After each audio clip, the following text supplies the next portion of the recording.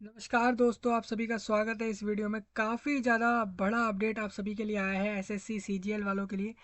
यानी staff selection commission के अंदर जो भी कंबाइंड ग्रेजुएट लेवल के रिक्रूटमेंट के लिए इस बार फॉर्म भरे हैं, वो सभी लोगों के लिए काफ़ी बड़ा अपडेट है। यहाँ पर आपके लिए 4 से 5 नोटिस हैं, सारे एक ही वीडियो में डिस्कस कर देंगे, जिससे कि आपको अलग अलग समझने के लिए अलग अलग से ना डिस्कस करना पड़े। इसलिए हम सारी चीज़ें आपको एक ही वीडियो में बता देते हैं। आपको बता दूं, एसएससी सीजीएल का जो रिक्रूटमेंट हो रहा है, सीजीएल मतलब होता है कंबाइंड ग्रेजुएट लेवल, यानी कि जो लोग भी किसी ना किसी फील्ड में ग्रेजुएशन ले चुके हैं और वो लोग अगर गवर्नमेंट जॉब चाह रहे हैं और सेंट्रल गवर्नमेंट्स की जॉब चाह रहे हैं, चाहे वो एएओ के पोस्ट हो, इनकम टैक्स ऑफिस के ऑफिसर के पोस्ट हो, या फिर अलग अलग विभागों में जो कि सीजीएल के अंदर आ जाते हैं एसएससी के, जो उसमें अगर आपको जॉब लेनी होती है तो आप इस एग्ज़ाम के बाद ही उस जॉब को ले पाते हैं, जो कि सेंट्रल गवर्नमेंट्स के अलग अलग जो ऑफिस हैं पूरे देश भर में खोले हुए हैं उसके अंदर होती हैं। बात कर लेते हैं इन्होंने जो पूरे देश भर में आपके ऑफिस खोले हुए हैं उसके related.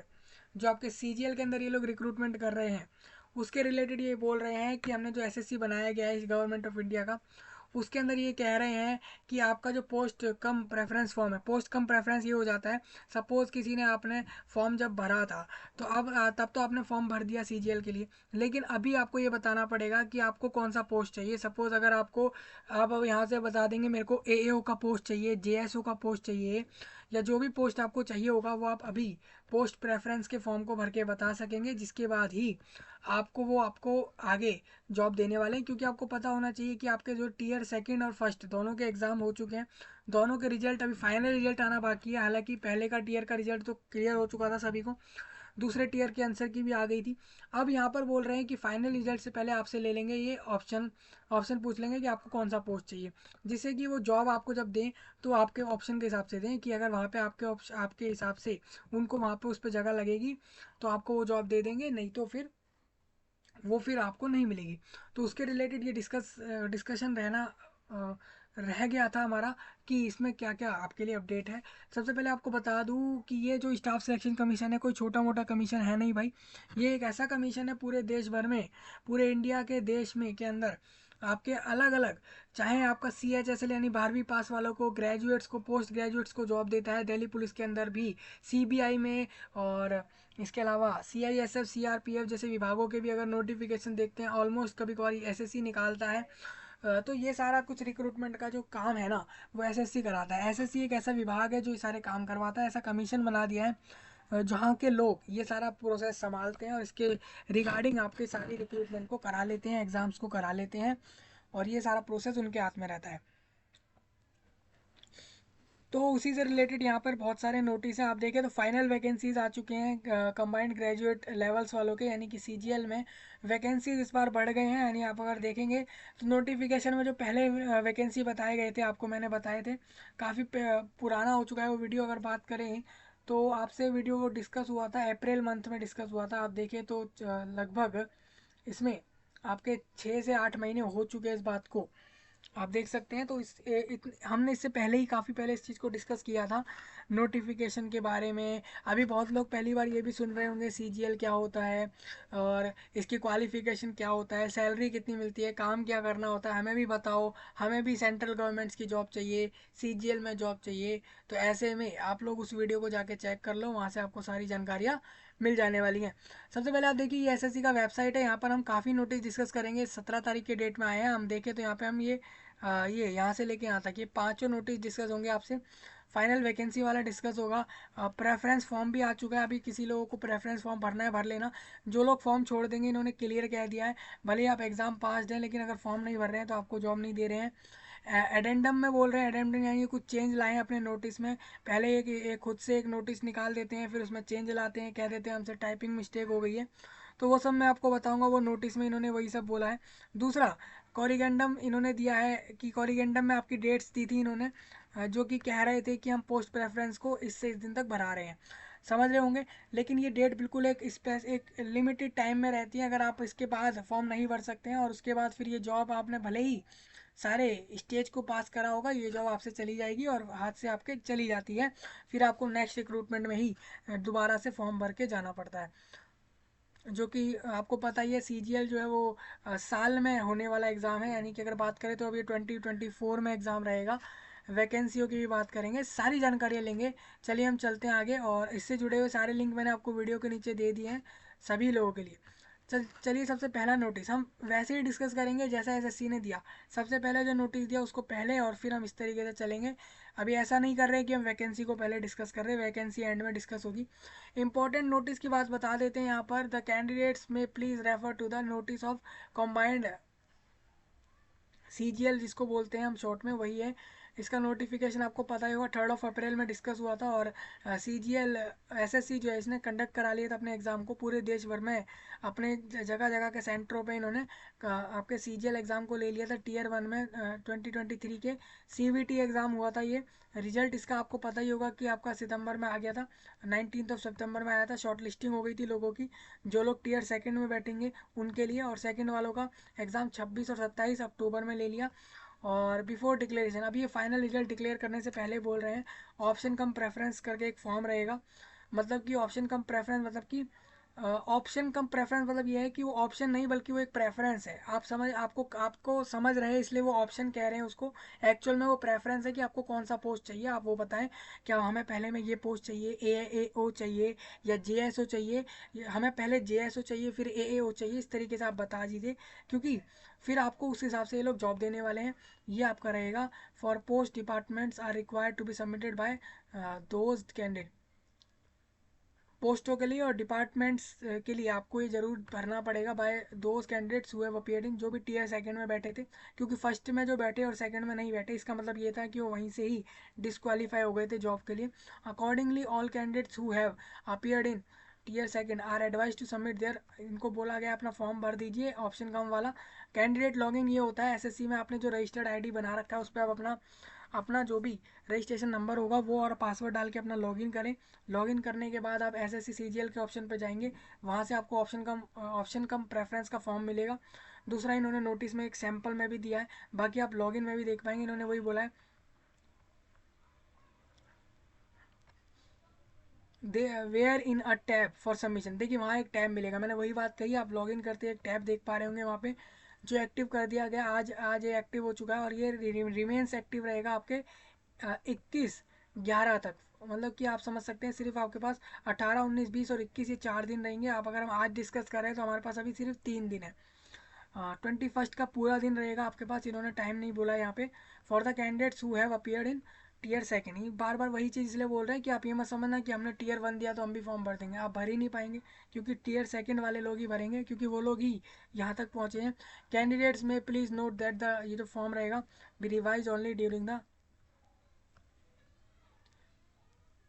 Can be revise only during the aforesaid period end. हाँ देखिए, जो इन्होंने समय दिया उसी के बीच में आप उसको रिवाइज कर सकते हैं, चेंज कर सकते हैं। And last submitted by the candidate will be treated as final. Candidate who fail to exercise, मतलब आप 3-4 दिन में जगह जगह से रिसर्च करें कौन सा पोस्ट बढ़िया है, कैसे क्या करना चाहिए, कौन सा लेना चाहिए। तो उस हिसाब से आप इन इन दिनों के अंदर ही अपना प्रेफरेंस भर दीजिए। और इसमें चेंज करना है, आप आज कुछ भर रहे हैं कल कुछ और भर रहे हैं और इस तरीके से चेंज कर रहे हैं, इधर उधर कर लीजिए। लेकिन लास्ट डेट तक अगर आपका जो भी आपका फॉर्म में डला रहेगा ऑनलाइन में, वही ये लोग मान लेंगे, ये कह रहे हैं।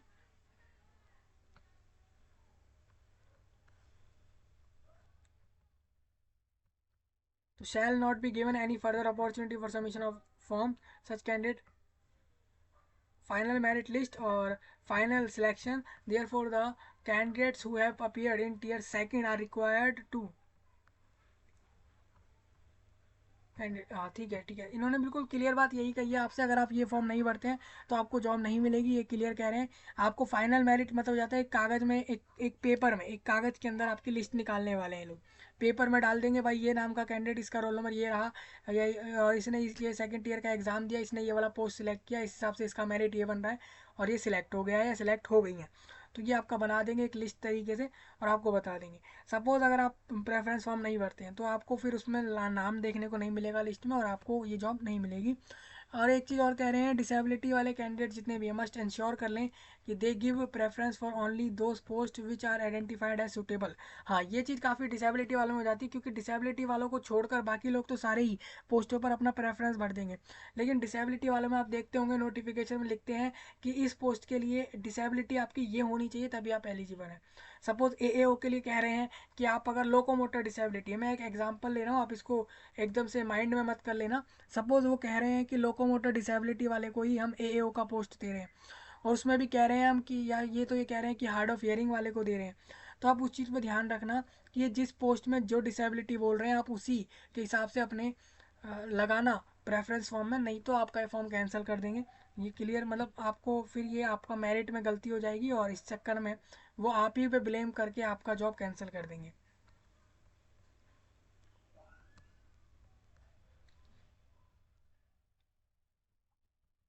Allocation of post will be made as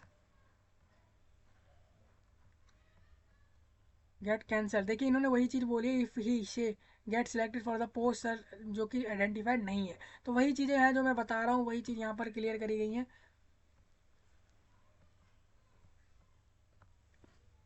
candidate who do not submit,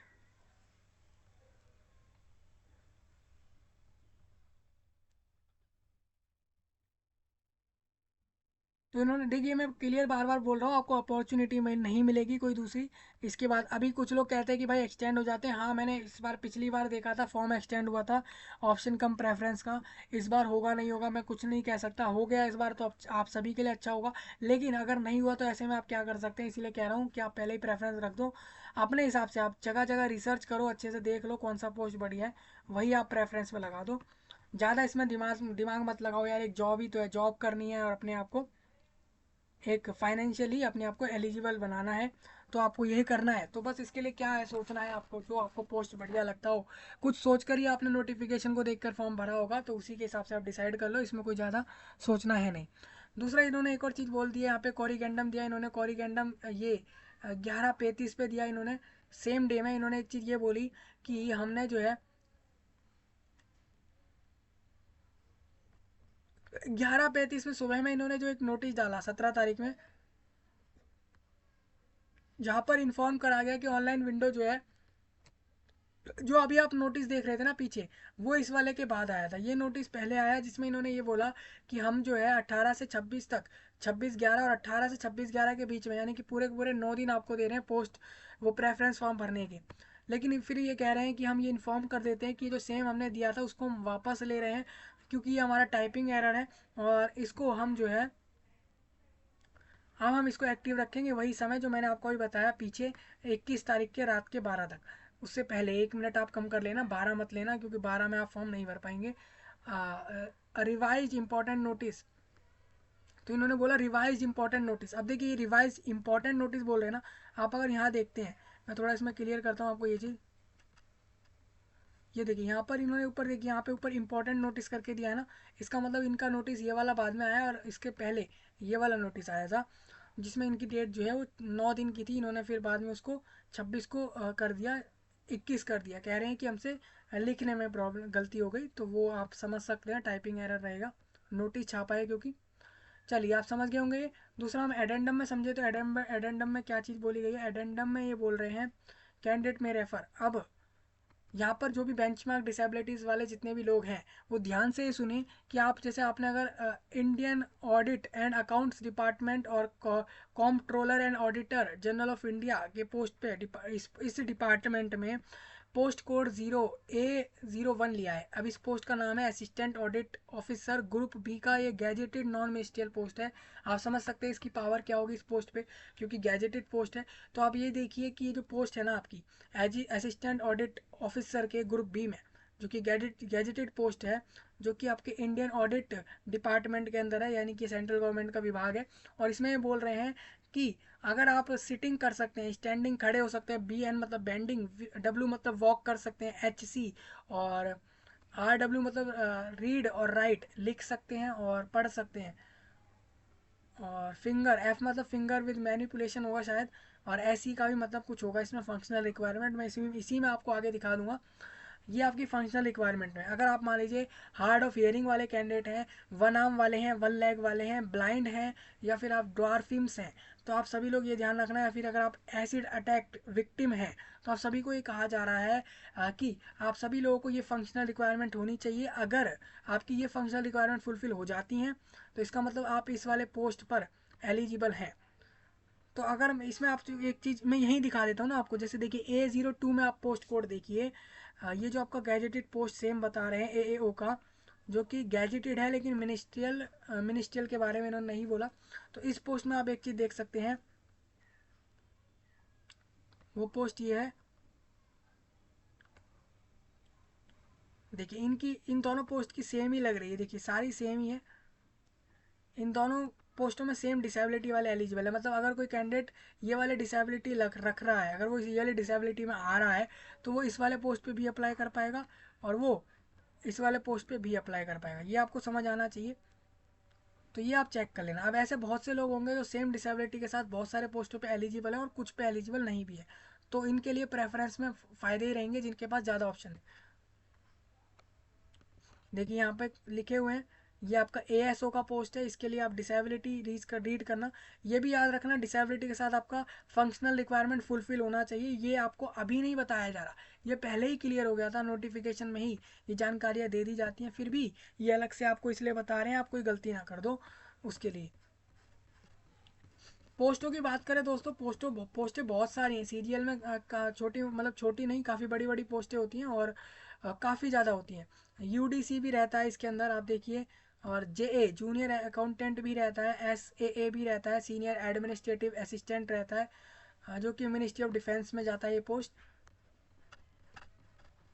तो आप देखिए 52 पोस्टें हैं इस बार की, जो कि CBN के अंदर भी है, सेंट्रल ब्यूरो ऑफ नारकोटिक्स में भी है इसके अंदर, CB central board of indirect tax के अंदर भी है, डायरेक्ट टैक्स के अंदर भी है। तो ये सारी चीज़ें आपको दिख ही रही होंगी। एब्रीवेशन आप याद रखना, अगर आप वहाँ पे ऊपर देख रहे थे LV, तो लॉ विजन था। मैंने जहाँ OL बोला था, उसका मतलब वन लेग वन आर्म था। मतलब ऐसा कैंडिडेट जिसके जिसके पास डिसेबिलिटी ये है कि उसके पास एक ही पैर है। जैसे जनरली सब हर इंसान के पास दो दो लेग है, हालांकि किसी के पास एक ही है, वो उसकी डिसेबिलिटी हो गई। तो ये सारी आपके ये फिजिकल डिसेबिलिटीज़ में आएंगे सभी लोग, तो आप यहाँ से देख सकेंगे। और इन्होंने एक चीज़ और बता दूँ, देखिए इन्होंने फिजिकल रिक्वायरमेंट जो थी आपकी फंक्शनल वाली, उनको फुल फॉर्म में बताया है जिसको समझ आ सके। ये सब होना चाहिए आपका कंप्लीटेड आपकी तरफ से। तो ये हो जाएगा डिसेबिलिटी वालों का। ये पोस्ट प्रेफरेंस फॉर्म रहेगा, और ये एक आपका एक एग्जाम्पल सैम्पल है, एक्चुअल फॉर्म ये नहीं है। एक्चुअल फॉर्म आपको लॉगिन करते ही आपके लॉगिन पे मिल जाएगा, SSC पे ही आपको वहाँ से मिल जाएगा। इस तरीके से दिखेगा वो फॉर्म, जहाँ पे आपसे बोलेगा कि आप नाम भरिए, अपना रोल नंबर भर दीजिए। इन्होंने बोला है इंडिकेट देयर ऑप्शंस। यहाँ पर आपको देखिए इस तरीके से दिखेगा, आपको देखिए वहाँ पे दिखेगा, ये सारे पोस्टों के नाम दिख जाएंगे, पोस्ट कोड दिख जाएंगे आपको। ठीक है, आपको करना क्या है, इन पोस्ट कोड को ही सिलेक्ट करना है। आपको सिलेक्ट ऐसे करना है, 1 से लेके 52 तक दिख रहे हैं ना, आप जितने आप सारों को सबके सबको भर दो, कि पहले मुझे ये पोस्ट चाहिए, फिर दूसरा तीसरा, इस तरीके से सारे पोस्टों को भर दो। ठीक है, आप ऐसा कर देना बस। उसके बाद ये आपको आगे बताएंगे रिजल्ट में आपको कौन सा पोस्ट मिल रहा है। फिर जो पोस्ट मिलेगा आप उसको लेंगे या नहीं लेंगे, उसके रिलेटेड ये बोल रहे हैं।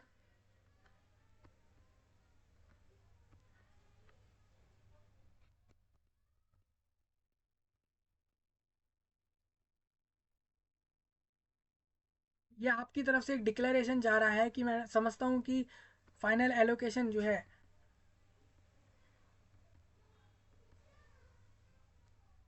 No change is made.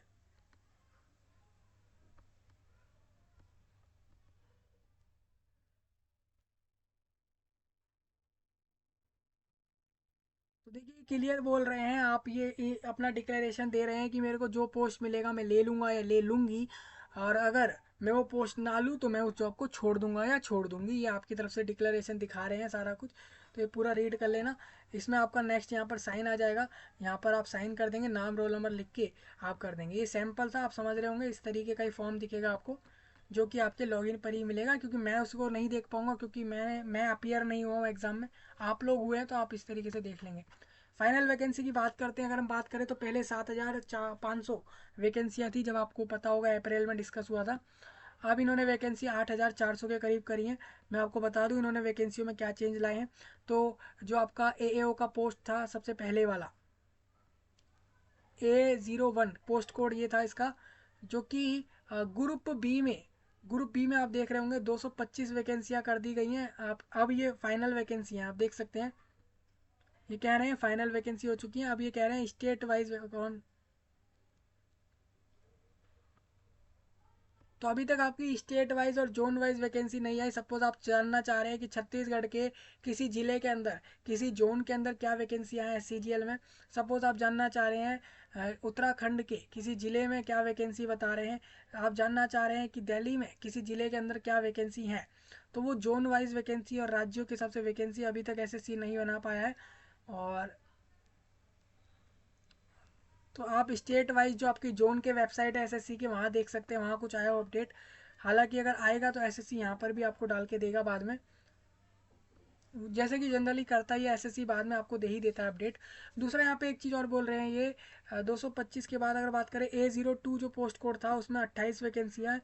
692 vacancy आपकी जो है ASO के पोस्ट पर हैं ग्रुप बी में, जो कि central secretariat services department of personnel and training DoPT के अंदर है, जहाँ से आपको वैकेंसी दिख रहे होंगे। आप देख सकते हैं डिसेबिलिटी वाले और एक्स सर्विसमैन सभी लोग देख लेंगे, इनकी एज लिमिट और पे स्केल सारा कुछ इन्होंने दिया है। ये फाइनल टेबल है वैकेंसी का, बिल्कुल फाइनल रहेगा भाई, इसमें कोई चेंज नहीं होगा अब, क्योंकि अब आपका रिजल्ट बनाने का समय आ चुका है। इन्होंने फाइनल तभी उस पर लिखा है ऊपर फाइनल।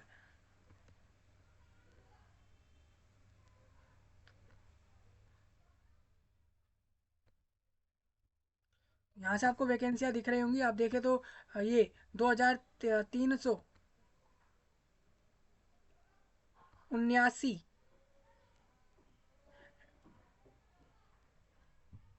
2,389 ये वैकेंसियाँ मुझे दिख रही हैं, यानी कि 2,389।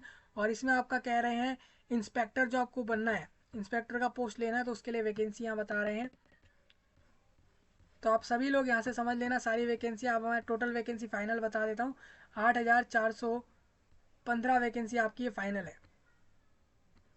यानी इस साल 2023 में इतने लोगों को यहाँ पे CGL में जॉब मिल रही है SSC में। समझ गए होंगे आप सभी लोग। कुछ ना समझ आया हो कमेंट में बता सकते हैं आप सभी लोग, बाकी मैंने सारा कुछ इसमें बता दिया है जो भी आपका CGL वालों के लिए आया था। दूसरा, इस वीडियो को लोगों तक पहुंचा दीजिए, हरियाणा, झारखंड, मेघालय, मणिपुर, असम और कोई सी भी जगह, आंध्र प्रदेश हो, तमिलनाडु हो, कोई सा भी जगह भारत में हो, और आप अगर वहाँ रह रहे हैं या नहीं भी रह रहे हैं, लेकिन आप लोगों के लिए, सभी के लिए अपडेट है, पूरे देश के लिए। आप सभी लोग आपस में लोगों तक फैला दीजिए इस जानकारी को, क्योंकि लिमिटेड समय आपके पास। आप समझिए आपके पास 2 दिन के बाद प्रेफरेंस फॉर्म नहीं रहेगा, और वो फॉर्म चला गया तो उसके बाद आपके हाथ में फिर इसका अपडेट का कोई फ़ायदा नहीं है।